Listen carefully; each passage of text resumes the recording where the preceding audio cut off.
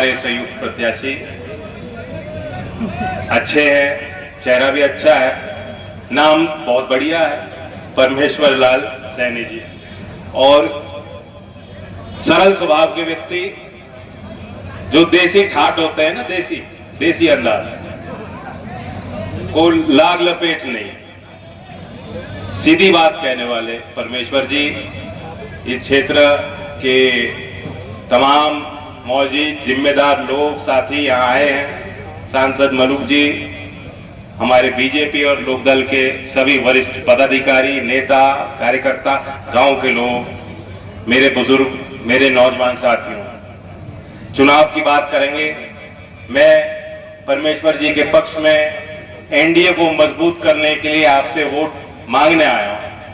देश के पार्लियामेंट में इस क्षेत्र को एक अच्छे वकील की जरूरत है और मैं उसके कई बार उदाहरण आपको दे दूंगा।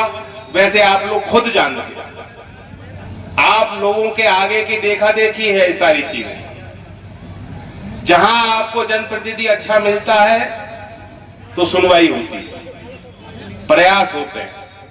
आपको मालूम है कि प्रचार कुछ भी हो, सारे समस्याओं का हल नहीं निकाला जा सकता। बहुत ईमानदारी के साथ मैं आपको कह रहा हूं, आज के इस राजनीतिक माहौल में, चुनावी माहौल में, जब हर एक पार्टी पे दबाव, हर नेता पे दबाव होता है कि कुछ बड़ी बात करो, वादे छोटे मत करो, बड़े करो। उसी बीच, क्योंकि मुकाबला तो पूरे देश में दो में है, तो जो हमारा मुख्य विपक्ष है वो ये कह रहे हैं कि फटाफट, खटाखट, झटाझट गरीबी खत्म कर दो। देश का गरीब आदमी भी जानता है, ऐसा नहीं है कि गरीब आदमी किसी के रहमो करम पे नहीं है, निर्भर नहीं है, वो स्वावलंबी है, वो स्वाभिमानी व्यक्ति है और वो खुद प्रयास कर रहा है और वो खुद जानता है, उसके परिवार के लोग जानते हैं। इतना आसान नहीं है।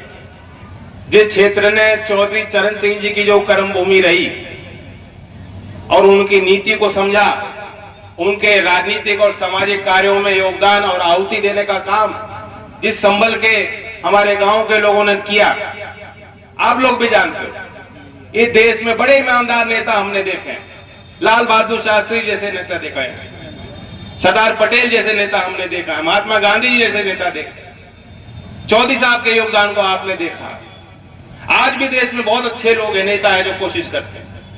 देश के प्रधानमंत्री जानते हैं कि गुर्बत क्या होती है, वे तो सार्वजनिक रूप से कह चुके इस बात को। क्या हम सब लोग गरीबी से मुक्ति देने की कोशिश नहीं कर रहे? क्या सरकार आज कोशिश नहीं कर रही, योजना नहीं बना रही, जमीन पे उनको उतारने के लिए पूरी योजना बना के क्रियान्वित करने के लिए बेहतर प्रयास नहीं कर रही? कर रही है। गरीब आदमी जानता है, उसका लाभ सीधा आज गरीब को मिल रहा है। किसी से मांगने की जरूरत नहीं, किसी के आगे झुकने की जरूरत नहीं, किसी के हाथ की जो खुजलाहट होती है उसे उसकी तरफ गौर करने की जरूरत नहीं। समझ गए होंगे क्या होता है? जो बिचौलिए लोग होते हैं, जो उनका एक तंत्र होता है। आज किसी गरीब को जरूरत नहीं वो सब करने की, लेकिन वह गरीब आदमी भी जानता है कि इतना आसान नहीं जितना विपक्ष के लोग कह रहे हैं। तो सीधी सी बात है, आपको विचार करना है। 10 साल के कार्यकाल को आपने देखा और मैं लोकदल की तरफ से कह रहा हूं, तो हम लोग विपक्ष में रहे हैं। ये लोग कहेंगे जो बीजेपी की है वो तो आप कह सकते हो भाई तो बीजेपी में हो। जब हम लोग जो विपक्ष में रहे और जो लोकदल था तो विपक्ष था, माफ कीजिएगा, आज कहीं विपक्ष है नहीं, क्योंकि एक जो बड़े नेता हैं राहुल जी, वो ऑलमोस्ट पीएम है और हमारे यूपी वाले, हमारे भ्राता, वो ऑलवेज सीएम है। वो सीएम की कुर्सी चली गई, उनको एहसास ही नहीं हुआ कि कुर्सी ना आज है ना कल को मिलेगी, क्योंकि उनके इर्द गिर्द जो लोग हैं उन्होंने वही वातावरण बना रखा है कि भैया आ गए, भैया आ गए। स्थिति बदल चुकी है, वो समय दोबारा नहीं आने वाला। लोग जागरूक हो गए हैं, अपने हक के लिए लड़ाई लड़ना जानते हैं, आपस के झगड़ों से ऊपर उठ चुके हैं। तो इसलिए आप उनके कार्यकाल को देख चुके, 10 साल को देख चुके। लोकदल विपक्ष में था, हम लड़ाई लड़ते थे, लाठी खाई, संघर्ष किया, किसान की बात की। और मैं आज आपको वादा करने आया हूं, क्योंकि जब हम यहां आना जाना रहा, चौधरी अजीत सिंह जी यहीं सभा करके गए 2005। मेरा भी इस क्षेत्र से लगाव है, हमारा प्रिय जिला है संभल, चौधरी चरण सिंह की कर्मभूमि। मैं आपको वादा करने आया हूं, हम लोगों ने गठबंधन किया एनडीए में, पहले तो कुछ सोच समझ के किया होगा, कुछ देख के किया होगा। सबसे बड़ा कारण है कि जो सरकार चौधरी चरण सिंह जी का सम्मान कर सकती है, यहां कितने लोग बैठे हैं जो मानते हैं इस बात को कि उनका सम्मान होना चाहिए।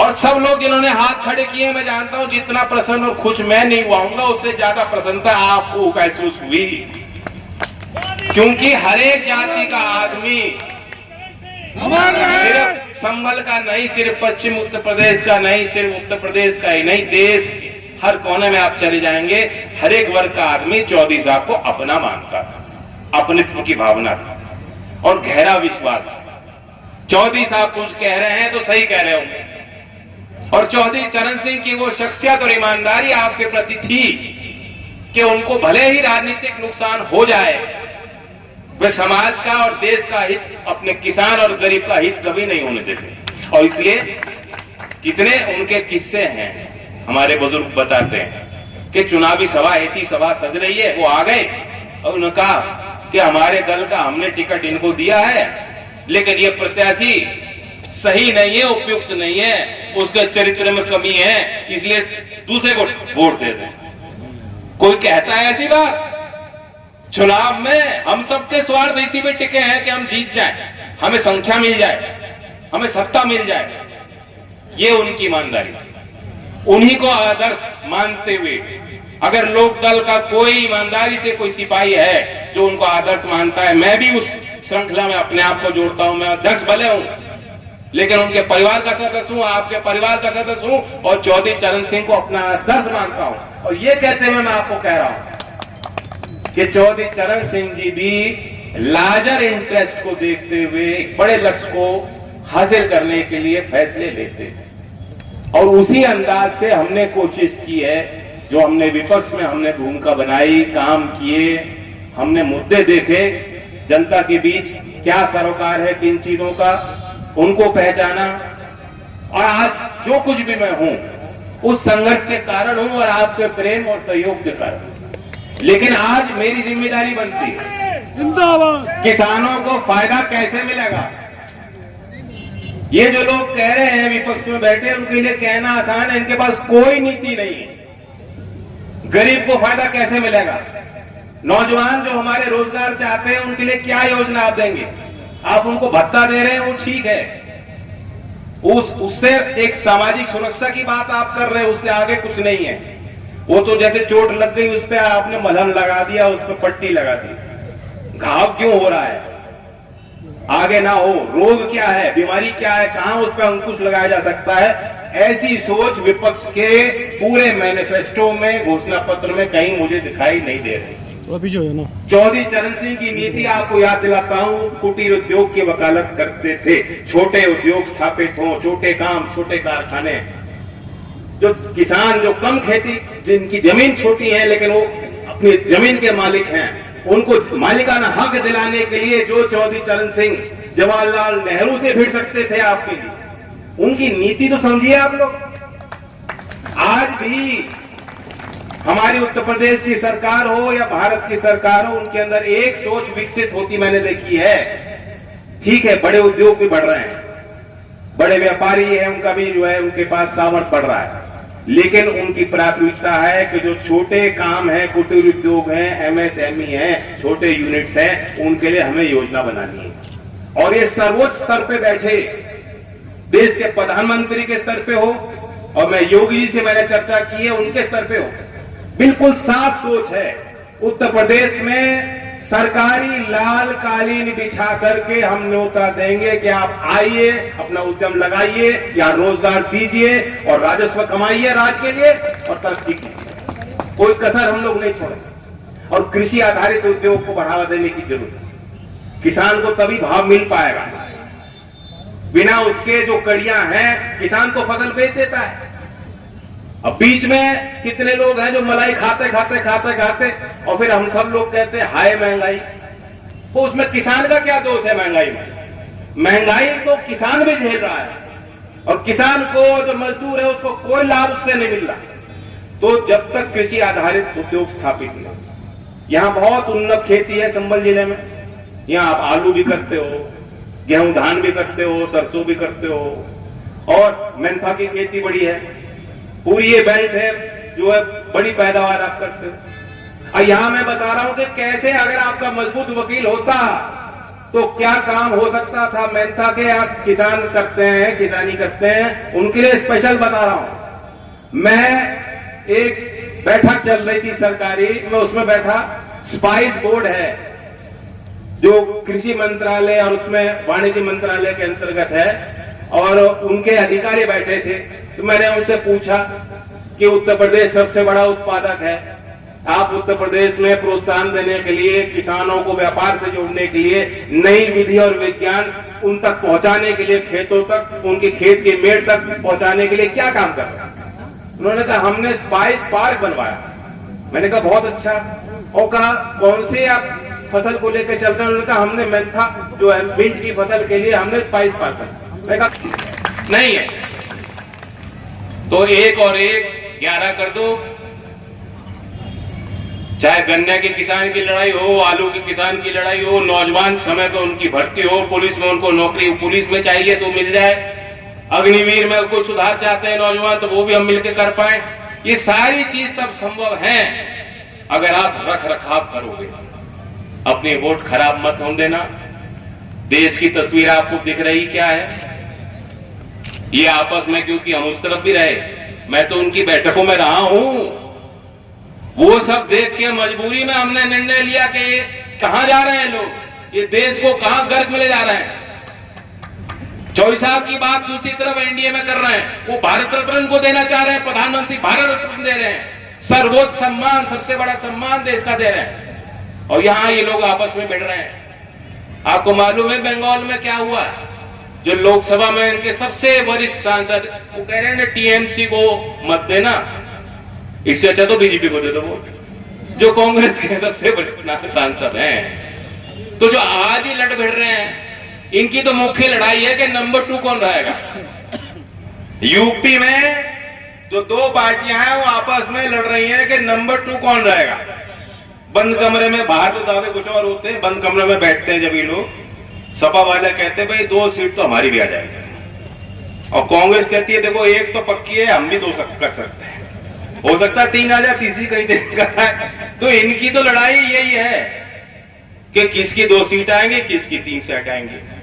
मैं बता सकता हूं, लोकदल के लोग बैठे हैं यहां, कुछ लोकदल के सिंबल पे 2 सीट हमने लड़ी, 2 की 2 आ रही हैं। और बागपत से डॉक्टर राजकुमार सांगवान जी को लड़ाया हमने, चौधरी चरण सिंह से जुड़ी हुई सीट है। यहां भी लोग जानते हैं, छपरौली का नाम सुना है, बागपत को पूरे देश का आदमी जानता है, और आज भी चौधरी चरण सिंह की कर्मभूमि से उसको जोड़ा जाता है। वहां से डॉक्टर राजकुमार सांगवान जी लड़ रहे हैं, बिल्कुल आप जैसे हैं जो बैठे हैं ना, बिल्कुल आप जैसे हूबहू। आप उनको देखोगे आपको लगेगा मैं ही हूं पार्लियामेंट में। ऐसा ही जो उनका व्यक्तित्व है, चरित्र है, ऐसी ही उनकी ईमानदारी है। और मैं बताना चाहता हूं कि बीजेपी के हर वर्कर ने जान लगा के, छाती आगे टेक के उनको चुनाव लड़ाया, जिता रहा है। बिजनौर से अपना चुनाव मान करके हर समाज में जा जाके, गलियों में जाकर के बीजेपी के कार्यकर्ताओं ने, नेताओं ने वोट मांगी है। मुख्यमंत्री की 2-2, 3-3 बार सभाएं हुई वहां, सारे नेता गए। तो इसलिए मैं लोकदल के लोगों से कह रहा हूं, मैं अधिकार मान रहा हूं आपके ऊपर, है कि नहीं अधिकार कुछ? तो लोकदल के नेताओं से और वर्करों से कह रहा हूं कि वो 2 सीट इसलिए आ रही हैं कि वो भाजपा हमारा सहयोगी पार्टी, उनको लगता है कि लोकदल वाले ईमानदार हैं। तो इसलिए कोई कसर आप यहां भी संभल में मत छोड़िएगा। हमारे परमेश्वर जी को ताकत दीजिएगा। इनका सिंबल कमल का फूल है, इनका सिंबल ही नहीं, यहां संभल में मेरा सिंबल भी कमल का फूल है। इसी को देखते हुए गरीब के लिए, नौजवान के लिए, किसान के लिए, देश के लिए, चौधरी अजीत सिंह जी को श्रद्धांजलि देने के लिए और चौधरी चरण सिंह के विचारों को आगे बढ़ाने के लिए सब लोग, सभी समाज के, जाति के लोग सभी धर्मों को मानने वाले लोग, आप सबसे मैं उम्मीद करता हूं कि एक होके भाईचारा के लिए संभल में परमेश्वर जी को ताकत दीजिए, मुझे ताकत दीजिए। धन्यवाद। जय हिंद, जय भारत। जयंत चौधरी, जयंत चौधरी। बीजेपी 200 पार नहीं करेगी। आपके पास प्रधानमंत्री नरेंद्र मोदी का कहना है कि मैंने गरीबी देखी, लेकिन कांग्रेस के सांसद को नहीं बताया कुछ भी। क्या कहना चाहते हैं? जयंत भैया, स्थिति है, गरीब के मान सम्मान की लड़ाई सरकार ने लड़ी है। आज सीधा उनके खातों में लाभार्थियों को चिन्हित करके लाभ सरकारी योजनाओं का पहुंचाया जा रहा है। ये एक नवीन काम है कि देश ने उसके लाभ को देखा है। उसी काम को गति देने के लिए मेरी अपील है एनडीए को मत। इंडी गठबंधन को लेकर क्या कहना चाहते हैं? पार नहीं करने की एनडीए 400 का नारा दिया है, 200 पार नहीं करेगी, तीसरा चरण हो जा रहा है। शिवपाल जी कह रहे हैं अपने अपने आकलन है, सभी पॉलिटिकल पंडित है इस काम में। मैं पॉलिटिकल पंडित नहीं हूँ। जमीन का मैं आकलन जितना मैं कर रहा हूँ, जो मिजाज मैं देख रहा हूँ, तो जनता जनार्दन है वो करेगी। लेकिन तीसरी बात एनडीए। राहुल जी अमेठी से चुनाव न लड़के लाइब्रेरी से लड़ रहे हैं, आप क्या मानते हैं, इसको क्या लग रहा उनका है? निर्णय मैं क्या कहूँ, मैं उसकी आलोचना करने वाला नहीं हूँ। अगर जातीय जनगणना होती है उससे क्या फायदा होगा जैन जी, जातीय जनगणना से? अब चले, क्योंकि जातीय जनगणना पर जैन जी